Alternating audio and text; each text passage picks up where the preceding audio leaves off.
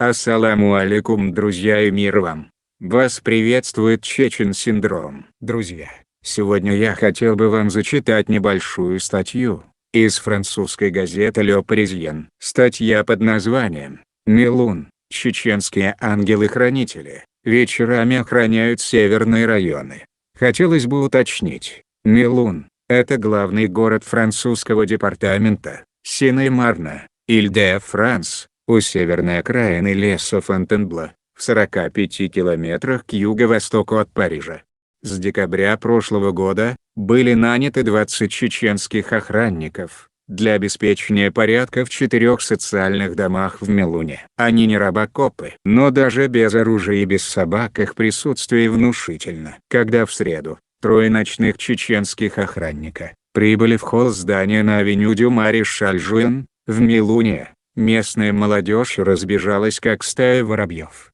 В северных районах это очень известная точка по сбыту наркотиков. Один поднялся на лифте, остальные вышли через главную дверь. После небольшого приветствия с охраной, молодежь, находящаяся на крыльце, также расходится, у всех на головы надеты капюшоны. С декабря 2019 года около 20 чеченских охранников, работающие на фирму Protection Plus, были наняты 4 социальными арендодателями из Мелуна, чтобы обеспечить спокойствие и безопасность в холлах этих домов и во дворе. Они передвигаются по району по 3 человека, 7 дней в неделю, с 18 часов вечера до 2 часов ночи. Они начинают свой рабочий сервис, как только сторож закончит свой. Их цель – продавцы наркотиков, молодежь, которая шумит, делает беспорядки и занимается вандализмом. Теперь мы больше занимаемся арбитражем,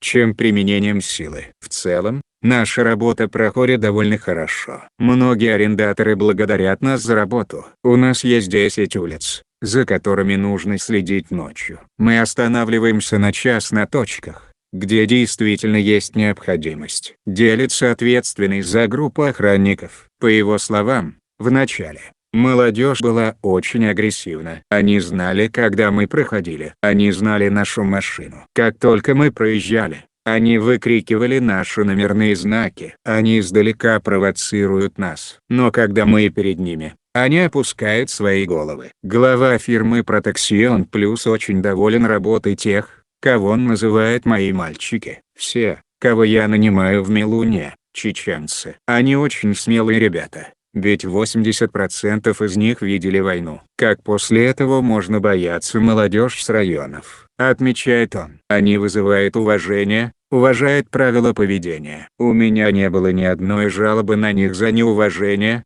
или телесные повреждения по всей Франции. Друзья, это была статья о чеченцах, работающих в охранном агентстве во Франции. Конечно, приятно читать вот такого рода статьи о своих соотечественниках-чеченцах. Но было бы хорошо, если бы подрастающая войнахская молодежь осваивала бы другие профессии. Ведь кроме профессии охранника, есть еще множество интересных профессий. Тем более, как все мы знаем, эта работа, что делают эти ребята, связана с большим риском для жизни. В завершении своего видео хотелось бы пожелать удачи всем этим ребятам. И да убережет вас Всевышний от всего плохого. Друзья, ну а на этом все. С вами был Чечен Синдром. Если вам понравилось, не забудьте про лайк. Всем мира и добра и до новых встреч.